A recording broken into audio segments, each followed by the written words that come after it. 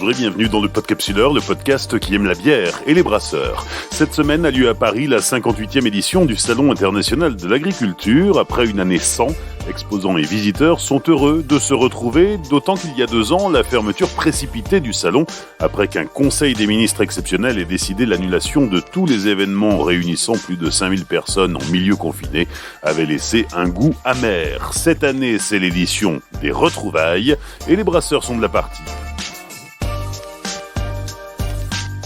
Hors série numéro 17, la bière des retrouvailles au Salon international de l'agriculture.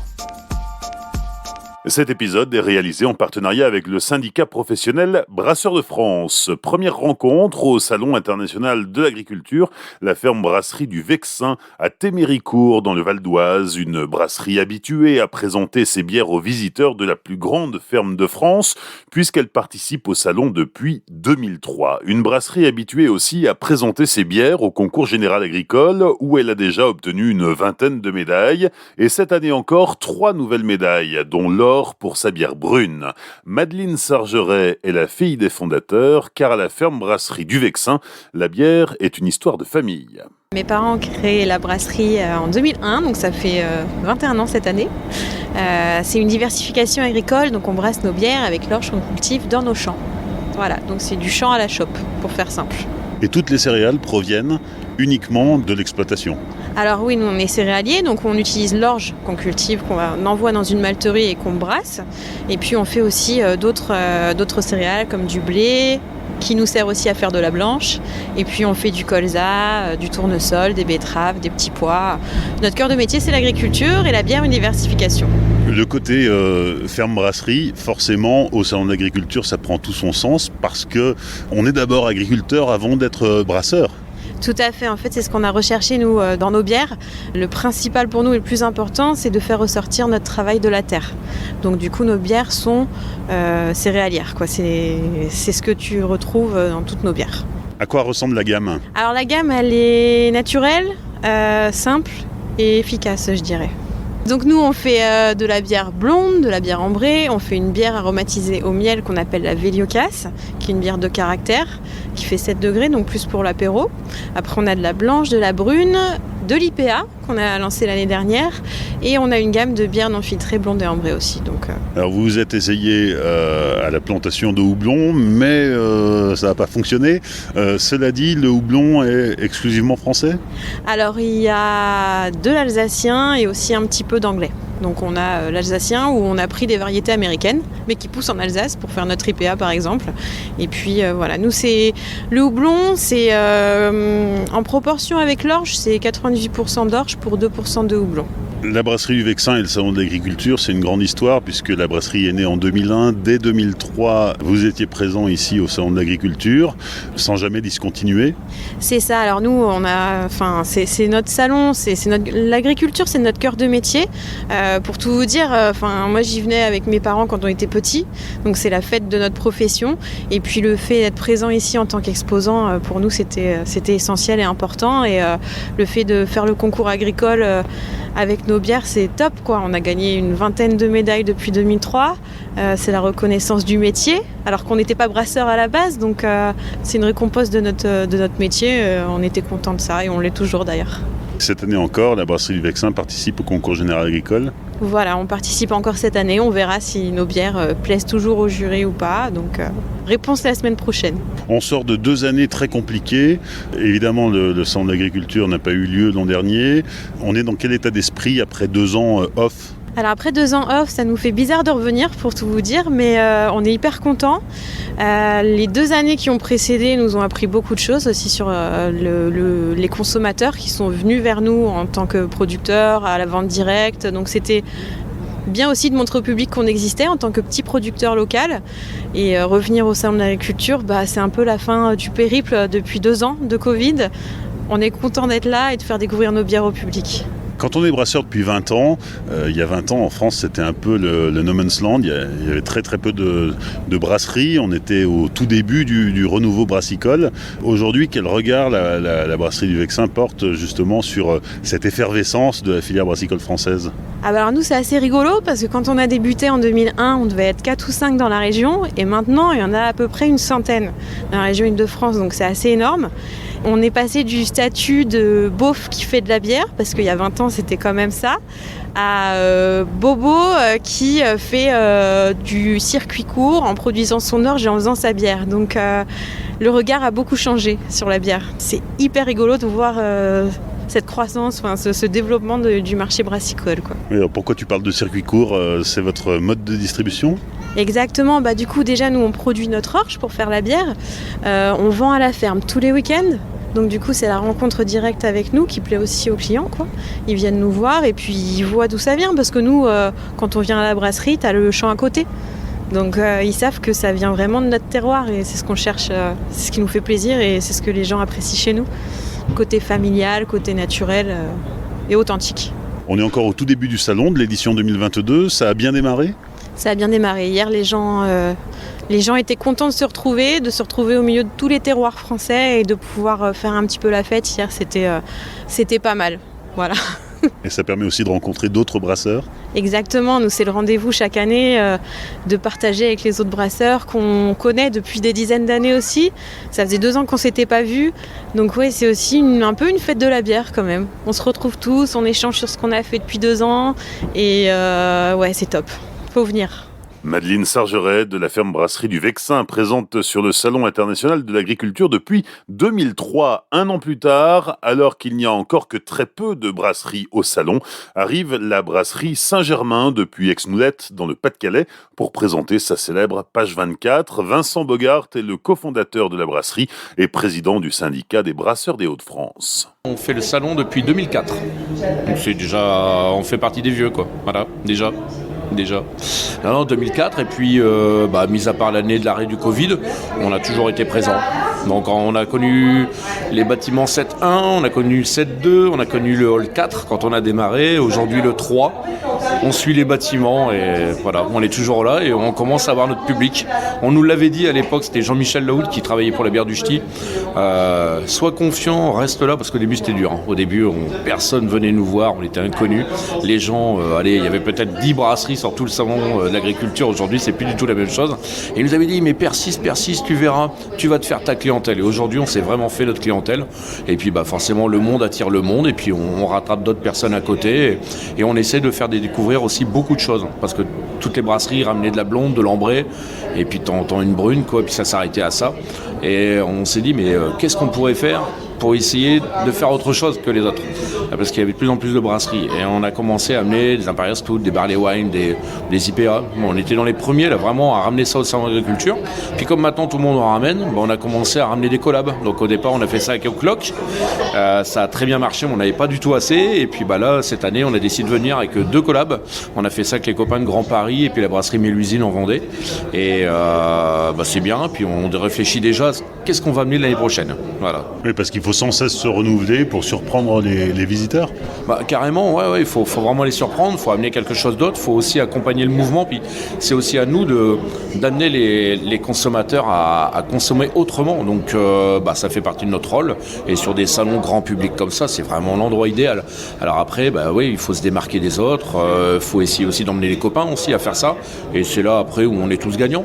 Donc c'est quoi la prochaine étape ? On y réfléchit déjà, quoi, en fait. Et alors en tant que président des brasseurs des Hauts-de-France, quand tu vois aujourd'hui ce qu'est le salon avec ce nombre à peu près incalculable de brasseries par rapport à ce que tu as connu il y a 15-20 ans, la bière s'impose au salon d'agriculture ? Ouais, la bière s'impose carrément, parce qu'avant, j'ai rien contre les autres professions qui produisent comme le vin par exemple, mais on voyait tout le monde se balader avec un verre de vin, et la bière c'était vraiment j'ai soif, quoi, je bois une bière. Mais par contre les gens venaient au Nord-Pas-de-Calais à l'époque, quand c'était pas encore la grande région, pour boire une ambrée. Alors, une ambrée, je pense que c'est la brasserie Jeanlin, en fait, qui a fait énormément depuis les années 60 sur l'ambrée de Jeanlin.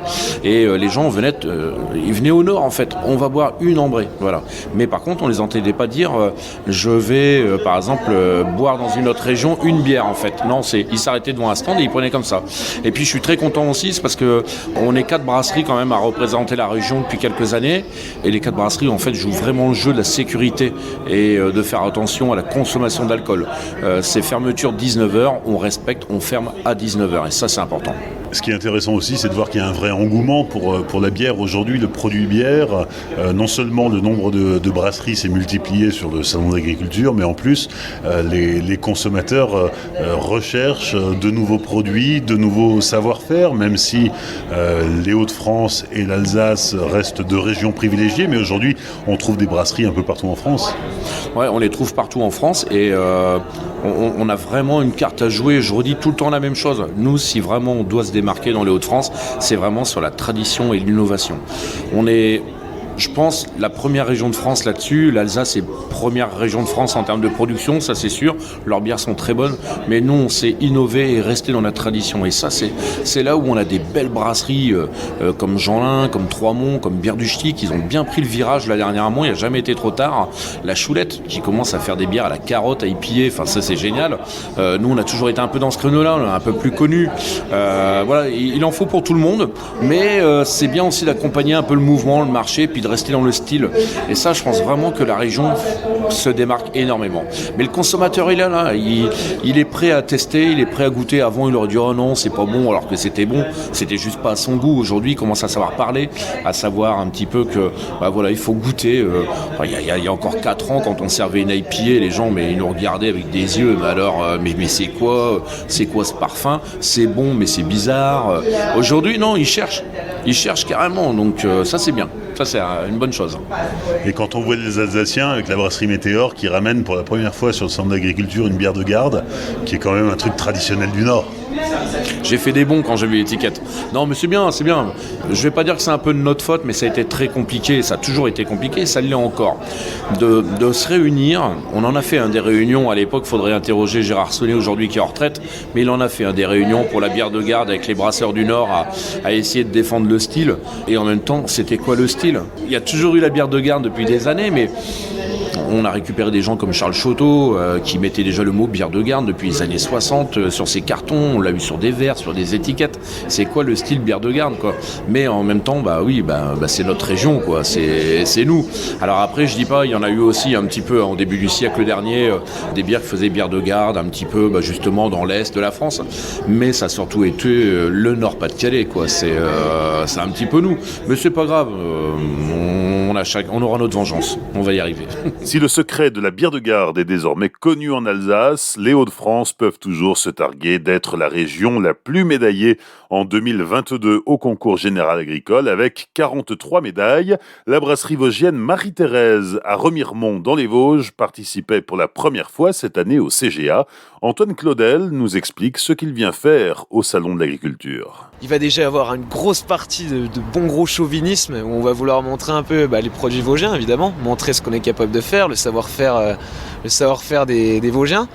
Évidemment, c'est une magnifique vitrine pour nos produits, pour nous aussi. Et c'est une grande partie pour ça qu'on est là quand même, se faire connaître, essayer de se faire des contacts. Voilà, en grande partie. Parle-nous de l'histoire de la brasserie. Mes parents emménagent dans un quartier où il n'y a pas de flotte. Ils achètent une bâtisse, en l'occurrence un ancien corps de ferme qui est propriétaire de Source.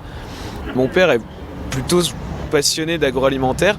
On s'amuse à brasser un petit peu dedans. Moi j'étais encore étudiant à la base dans le cinéma. Une brasserie commence à se créer. Je reprends des études d'agro, j'arrête au bout de 2 ans et je me retrouve à la brasserie à reprendre les rênes de la brasserie. Voilà, en gros. Donc la brasserie fondée par tes parents ? Ouais, je sais même pas si j'aurais eu la passion au final sans eux. Parce que j'ai vraiment eu la passion au final en reprenant des études dans le domaine, en m'intéressant, en allant voir des brasseurs, tout ça, et en brassant un petit peu aussi de mon côté. C'est comme ça que j'ai eu la passion.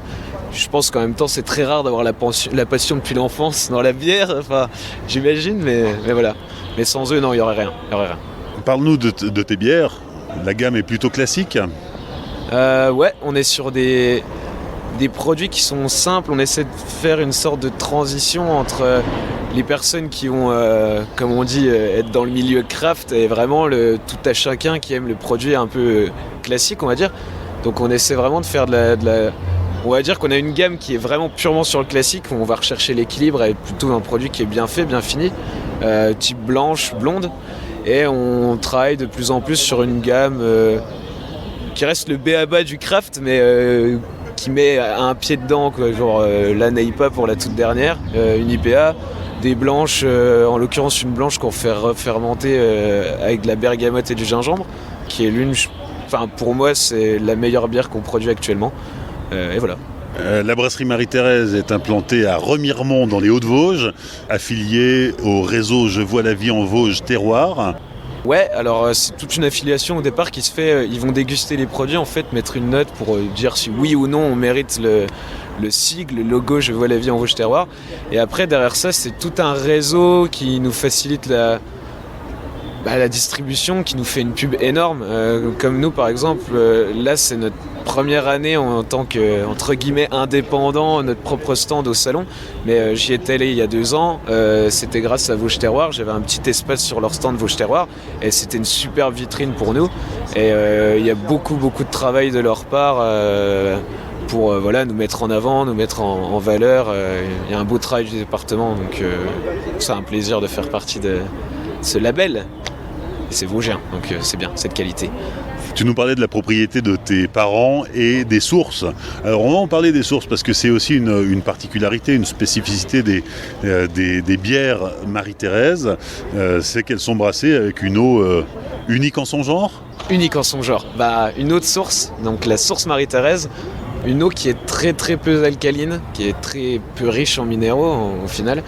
Ce qui nous permet de bien travailler, on va dire, les bières très claires, les bières blanches en l'occurrence. Même sur les bières houblonnées, ça donne des choses vraiment sympas. Mais je pense que l'objectif est vraiment pas de retoucher l'eau. C'est ça la beauté de notre produit principal, c'est que d'été en hiver, il va changer. On va avoir des petits changements sur les bières, c'est significatif. Mais c'est l'une des plus belles choses, je trouve, dans notre process. Donc je pense qu'on en viendra, à mon avis, jamais à faire des produits très foncés, tout ça. Mais on a une belle eau. C'est notre plus beau produit à la brasserie, ça c'est sûr. Donc clairement, c'est une bière déjà de terroir grâce à l'eau. Grave. Rien que l'implantation de la brasserie dans un ancien corps de ferme. On est dans un quartier très champêtre, sur les hauteurs de Remiremont, avec la source en plus. La connotation un peu historique, sur la fille de Marie-Antoinette, tout ça. Là, avec ça, on peut pas se tromper, on est dans le bon gros terroir et c'est ce qu'on aime. Tu as présenté des bières au concours général agricole ? Ouais, une blonde traditionnelle, une blanche, une IPA du coup, une aromatisée qui est développée avec un grossiste de Toul. Bon, ça c'est un peu leur volonté de la présenter. On n'est pas vraiment propriétaire de la marque, donc je peux pas en parler beaucoup plus. Mais voilà, au total, sous Marie-Thérèse, on a 3 bières de présente. Combien de médailles ? 3, on espère. Le all shot. Lundi soir, les résultats sont tombés. La Marie-Thérèse blanche est la seule bière médaillée sur les 3 présentées, mais elle a obtenu une médaille d'or. Direction de Soleil à présent. Avant de nous envoler pour l'île de la Réunion, arrêtons-nous dans le Var, à Hyères, où Thomas Carteron a installé sa brasserie, la brasserie artisanale Carteron, en 2016. C'est sa 2e participation en tant qu'exposant au Salon de l'Agriculture. Thomas Carteron. La nouvelle édition commence plus tranquillement que les fois précédentes, mais on sent que les gens ont envie de revenir rencontrer du producteur. C'est bien. Tu viens apporter un peu de soleil au Salon de l'Agriculture, puisque tu es tout près de la mer, Méditerranée bien sûr, en Provence. Présente-nous ton travail de brasseur. Tu es issu du monde du vin. Tout à fait, j'ai été vigneron pendant 10 ans et aujourd'hui je façonne mes bières comme je faisais pour mes vins, c'est-à-dire que j'aime bien préparer mes recettes et mes assemblages finalement vraiment en amont et arriver à combiner plusieurs variétés de malt, plusieurs céréales également, et je fais pareil ensuite avec les houblons, puis avec différents fruits, ça peut être avec des oranges amères, des arbouses qui sont plus locales ou de la châtaigne même. Oui, alors quand on parle d'assemblage, en général, c'est dédié au monde du lambic et de la gueuse, mais là on parle d'assemblage de céréales et de matières premières. C'est ça, tout à fait. Et c'est ce qui nous permet de combiner certaines particularités avec un petit peu de croquant qui vient du blé, avec un peu plus d'enveloppe qui vient de l'avoine. Et c'est ce qui fait, je crois, que nos bières sont assez appréciées. On a la chance d'être la brasserie la plus médaillée de Provence parce qu'on fait des bières finalement qui sont très accessibles, faciles à déguster. C'est un petit peu la promesse produit qu'on retrouve aussi sur notre logo, un peu ambiance plage. Et ce sont des bières qui sont, je crois, assez bien équilibrées. Tu proposes 2 gammes de bières.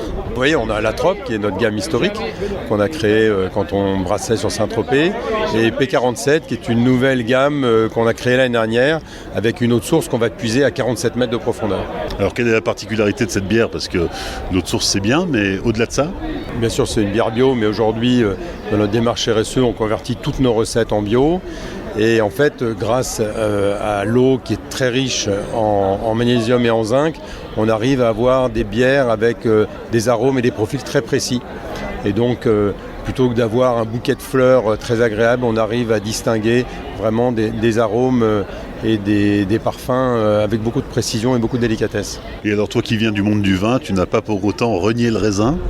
Non, effectivement, j'ai fait une bière rosée qu'on fait avec du jus de raisin et des tanins de raisin qui viennent amortir l'amertume du houblon. Et finalement, cette bière rencontre plutôt une clientèle féminine qui n'aime pas dans sa globalité certaines amertumes qui viennent du houblon. Et elle rencontre un vif succès, je dois dire. Ta brasserie a été créée en 2013, d'abord à Saint-Tropez et puis ensuite elle a évolué. Alors au départ tu brassais en gypsy. C'est ça, on a brassé en gypsy chez différents amis brasseurs et on s'est installé en 2016 à Hyères. On a réuni tout notre équipement petit à petit et on le fait grandir chaque année. On est aujourd'hui sur une production d'à peu près 1500 hectos et on vise cette année, si tout va bien, les 2000 hectos pour poursuivre notre développement. Quelle est la santé de la bière en Provence? La bière en Provence, on ne peut pas dire que ça soit un produit extrêmement recherché, ni par les Provençaux, ni par les touristes. Mais je dois dire qu'avec le climat qu'on a, c'est quand même un breuvage très agréable et qui se boit beaucoup. Notre mission, c'est un petit peu d'amener tous nos visiteurs à déguster autre chose qu'un liquide jaune avec des bulles, mais à déguster vraiment les saveurs qu'on est capable d'apporter à toutes les bières blondes, blanches, ambrées, etc. Alors tu es aussi moteur, Thomas, dans une association dont tu viens de prendre la présidence, c'est l'association des brasseurs de Provence et Méditerranée, qui fédère plusieurs brasseries et qui a cette ambition de promouvoir sur ce territoire de Provence la bière et le produit bière. Tout à fait, et on va organiser cet été, au moment où on aura beaucoup de touristes chez nous, une grande fête de la bière sur les plages, pour d'abord montrer un petit peu ce que c'est que notre métier et ensuite être capable de faire aussi déguster des variétés de bières industrielles mais aussi des variétés de bières artisanales, en tout cas tout ce qu'on est capable de produire en Provence. Montrer le savoir-faire brassicole artisanal, c'est aussi l'ambition de Jonathan Intung lorsqu'avec ses 2 copains des années étudiantes, il crée la brasserie d'Allon sur l'île de la Réunion. La brasserie d'Allon, donc nous on a une petite microbrasserie qui a ouvert en 2018 dans le nord de l'île de la Réunion. On fait des bières non pasteurisées, non filtrées, avec toujours une petite touche locale dans nos bières. D'Allon en créole signifie copain, une bande de potes qui monte sa brasserie, mais vous n'étiez pas du tout destiné à ça? Alors on n'était pas du tout destiné à ça. En réalité, j'ai rencontré Thibaut et Joris, qui sont aujourd'hui mes associés sur les bancs de l'école. Je faisais un master à Montpellier. Et voilà, en fait, on cherchait un nom pour la brasserie et on trouvait que le nom d'Allon, l'expression pour dire copain en créole, cristallisait bien en fait notre vision des choses et ce qu'on avait envie de transmettre au travers de notre bière. Vous vous êtes lancé en 2018, à l'époque le marché sur l'île de la Réunion, il est accaparé par de grosses brasseries, mais il y a peu de brasseries artisanales. Exactement, du coup localement il y avait déjà 2 grosses brasseries industrielles, donc la brasserie de Bourbon et Fischer. Et nous en arrivant, du coup on a permis en fait aux consommateurs réunionnais de pouvoir avoir cette alternative locale et artisanale en bière et on est content de l'avoir fait. Vous vous définissez comme une brasserie craft? Exactement, voilà, on est craft, nos bières elles sont pas pasteurisées, pas filtrées et c'est ce qui caractérise vraiment pour nous la différence entre une bière industrielle et artisanale. C'est quoi aujourd'hui le marché de la bière sur l'île de la Réunion? Le marché de la bière c'est encore fondamentalement très pris par les brasseries industrielles, mais de plus en plus aujourd'hui il y a tous les ans de nouvelles microbrasseries qui sont créées, plein d'expérimentations. On a de la chance, nous à La Réunion, de pouvoir bénéficier d'un spectre énorme de fruits, d'épices locales qui nous permettent vraiment de nous différencier et d'avoir cette valeur ajoutée par rapport à des bières qui sont par exemple brassées en métropole. Oui. Quel style de fruits, quel style d'épices, à quoi ressemble votre gamme de bières ? Nous aujourd'hui au salon on présente une bière, une Berliner Weiss qui est brassée avec une purée de mangue José et de la vanille. Pour nous c'est assez unique dans le sens où la mangue José on la trouve à La Réunion et la vanille, en tout cas celle qu'on a utilisée, c'est une coopérative agricole à La Réunion aussi. Donc c'est des goûts et des saveurs, un univers olfactif qui est propre à notre terroir. C'est une bière qui est très réunionnaise ou qui s'importe aussi en métropole ? Alors malheureusement aujourd'hui on n'est pas en capacité d'exporter vers la métropole. C'est d'ailleurs la première fois en fait qu'on peut déguster nos bières ailleurs qu'à La Réunion. C'est une volonté de notre part et on verra la suite comment ça se passe. Si un jour il y a une possibilité, nous on est preneurs. Oui, parce que c'est la première année où vous êtes présent au salon d'agriculture. Exactement, c'est la toute première année où on expose au salon, c'est une super expérience et quand on a eu l'opportunité, en tout cas en tant que jeune entreprise réunionnaire, de pouvoir représenter La Réunion, ça ne se rate pas. La brasserie, elle a démarré dans ton garage. Aujourd'hui, vous en êtes où ? Voilà, on avait commencé dans le garage de mon père, sur les hauteurs de Saint-Denis. Aujourd'hui, on a déménagé dans un local un peu plus grand, dans un plus gros garage, on va dire. On est passé de 3 associés fondateurs. Aujourd'hui, on a une équipe de 15 potes, on va dire, de 15 salons. Et on s'agrandit doucement, mais sûrement. En termes de gamme, on a 5 bières qu'on brasse tout le long de l'année. Et en fait, nous, on a la liberté de pouvoir expérimenter et brasser un peu ce qu'on veut, donc on fait souvent des bières de saison, des bières éphémères en fonction des fruits et des épices que l'on peut trouver. En termes de capacité de production, aujourd'hui on oscille entre les 20 à 30 000 litres par mois, donc ça commence à devenir sérieux comme histoire. On parle rapidement des matières premières. Aujourd'hui, comment est-ce que vous vous sourcez sur l'île de la Réunion ? Alors aujourd'hui, nous on apporte tout, donc notre malt, on l'importe d'Angleterre, d'Europe. Notre houblon des États-Unis directement en conteneur réfrigéré. Donc c'est assez particulier car en métropole on n'est pas confronté à la même galère en termes de logistique. Nous il faut vraiment qu'on anticipe à chaque fois pour éviter les ruptures, notamment en bouteille. Et là récemment c'est super compliqué avec tous les retards que prend le trafic maritime. Et nous on est obligé en fait de surstocker et de prévoir le tout en avance. Et alors le projet de houblonnière, créer une houblonnière locale à La Réunion, il n'y en a pas du tout aujourd'hui ? Alors non, le houblon c'est vraiment pas une plante qui est endémique à La Réunion. Pour autant, on sait par expérience que c'est une plante qui peut pousser à La Réunion. Du coup on a fait le pari d'importer des racines de houblon de métropole et on les a distribuées à des jeunes agriculteurs mais aussi à des particuliers. Aujourd'hui on est assez content. Au salon on a pu présenter la première bière qui est brassée avec du houblon de La Réunion et on espère pouvoir créer une filière agricole autour du houblon et de développer et de diversifier en fait le territoire agricole réunionnais. Le houblon réunionnais, une filière en devenir, une filière qui se développe en métropole. Historiquement, l'Alsace et le Nord sont les 2 régions productrices, mais depuis plusieurs années, on voit pousser un peu partout des houblonnières pour fédérer les néo-houblonniers et les producteurs historiques et accompagner le développement de la filière houblon française. L'interprofession Interhoublon a été créée il y a 2 ans. Mathieu Luthier en est le délégué général. Alors la filière houblon en France est en plein développement sur l'ensemble de toutes les régions de France. Il y a du houblon maintenant partout, avec différents niveaux en termes de proportions, surtout du houblon bio dans les nouvelles régions versus les régions historiques, le Nord et l'Alsace où on a un partage entre du bio et du conventionnel.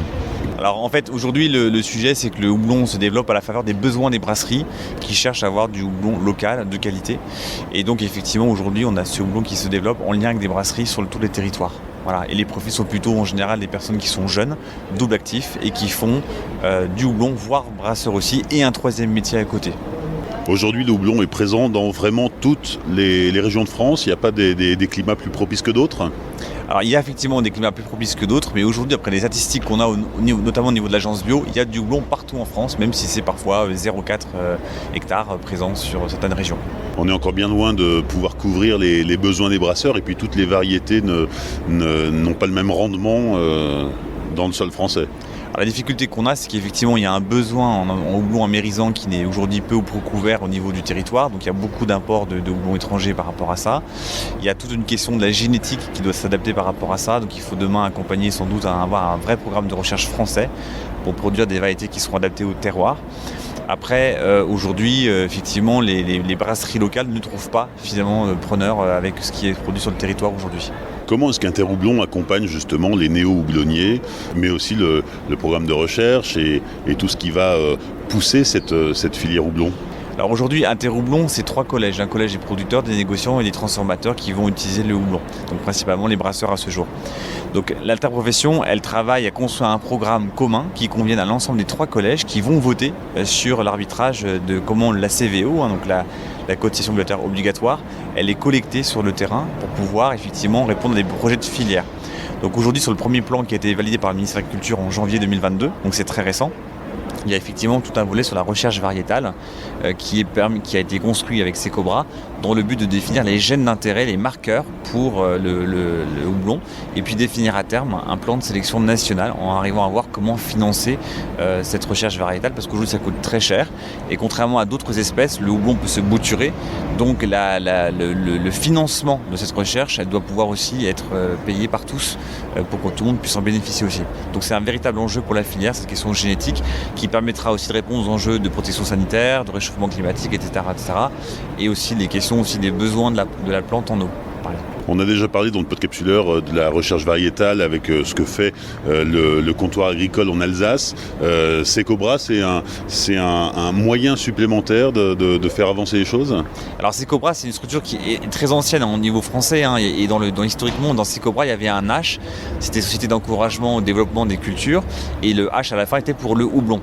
Donc avec le temps, Secobra a perdu son H. Aujourd'hui, avec ce partenariat Interhoublon, Comptoir et Secobra, on revient un petit peu aux genèses du projet. Alors là, on est dans une première phase avec Coplanche où on va travailler sur, encore une fois, les bases et connaissances générales sur le houblon. L'étape d'après, c'est de définir qu'est-ce qu'on pourra faire demain, quelles sont les attentes des brasseurs pour définir une nouvelle variété. Est-ce qu'il faut qu'elle soit plus riche en alpha, plus résistante au réchauffement climatique, plus adaptée aux attaques de pucerons ou autres. C'est ça un peu les sujets qui va se poser demain. Et donc on rentre quelque part dans une phase passionnante de la filière houblon qui, quelque part, avec tout ce renouveau, à la fois renouvellement sur le territoire, avec des nouveaux profils de producteurs de houblon, et aussi tous les enjeux qui vont avec. On a dans Hoplanche aussi un sujet sur les nouveaux débouchés. Est-ce que demain on pourra utiliser le houblon pour faire autre chose qu'en brasserie?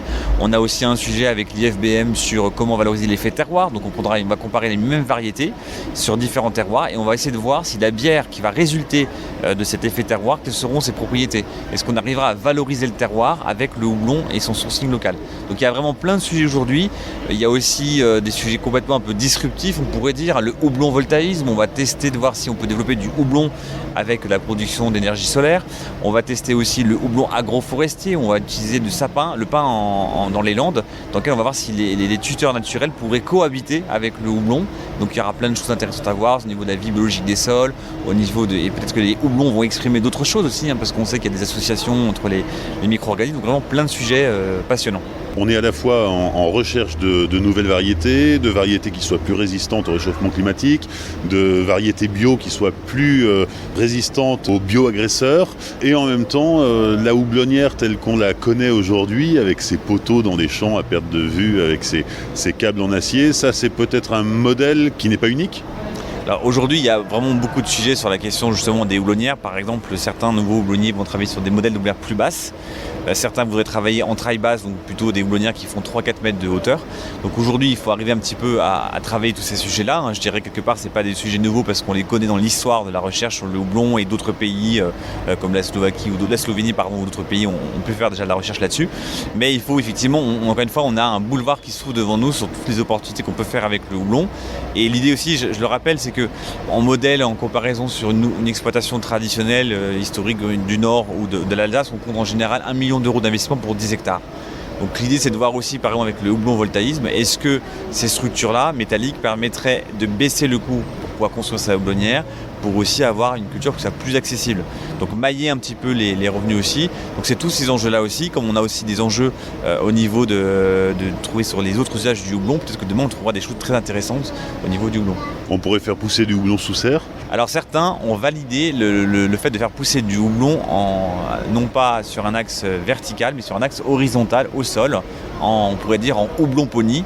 Donc voilà, aujourd'hui encore une fois, il y a beaucoup de sujets sur le houblon. Il reste maintenant un petit peu à démêler le vrai du faux, voir qu'est-ce qui est pertinent économiquement, qu'est-ce qui répond aux besoins des brasseurs, qu'est-ce qui garantit une pérennité de filière. Tu nous disais que les néo-houblonniers, c'était souvent une activité secondaire, soit ils étaient déjà agriculteurs et ils se mettaient au houblon, soit ils avaient une autre activité qui n'a rien à voir à côté. Il y a un besoin de plus en plus de nouveaux houblonniers en France. Il y a des candidats, il y a des projets, il y a des dossiers. Alors merci Louis, c'est un vrai sujet, la question du renouvellement des générations. Aujourd'hui, dans les régions historiques, par exemple, effectivement, on installe de moins de jeunes, alors que dans le reste de la France, c'est plutôt justement des profils moins de 30 ans ou 30 ans qui se lancent dans l'aventure du houblon. Aujourd'hui, effectivement, il y a besoin de communiquer sur le métier. Qu'est-ce qu'on fait ? C'est une culture qui est aussi exigeante en termes de temps. Il faut en moyenne 296 heures pour faire du houblon sur une parcelle d'1 hectare versus 7 heures à peu près pour faire du maïs ou du blé. Donc on voit le delta qui est très très différent. On voit la flambée des cours aussi en ce moment au niveau avec la crise ukrainienne.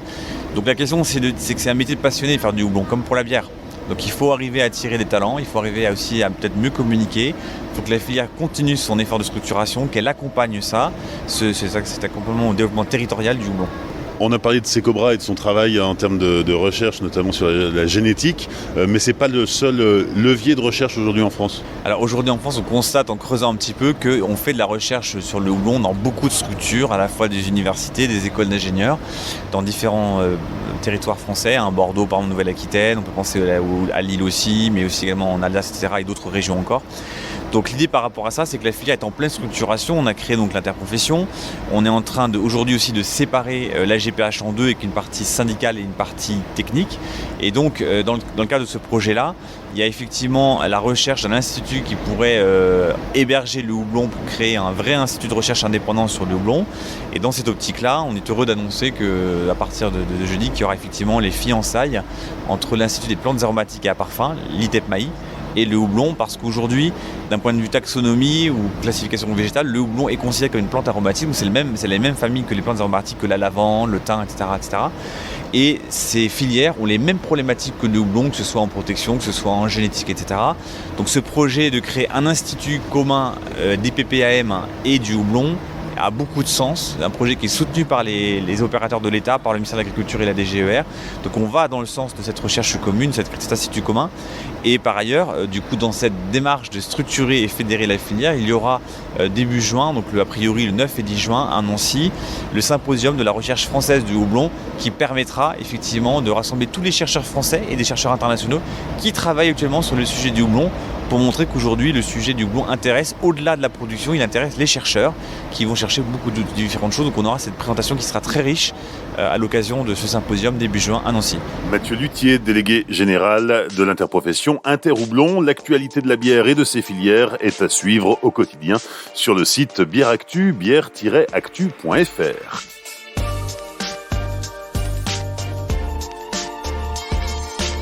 Le 58e Salon international de l'agriculture referme ses portes dimanche à 19h, porte de Versailles à Paris. D'ici là, n'hésitez pas à aller découvrir et soutenir les brasseurs et les acteurs de la filière brassicole. Merci à tous les intervenants de ce podcast qui se sont prêtés au jeu de l'interview, podcast produit en partenariat avec le syndicat professionnel Brasseurs de France, que je remercie pour son soutien. Vous pouvez bien sûr retrouver le Podcapsuleur sur les réseaux sociaux, Facebook, Twitter et Instagram. N'oubliez pas aussi de laisser un commentaire et 5 étoiles sur Apple Podcast et bien sûr de liker, partager et commenter sur les réseaux sociaux. Enfin, souvenez-vous, l'abus d'alcool est dangereux pour la santé, alors savourez mais sans forcer.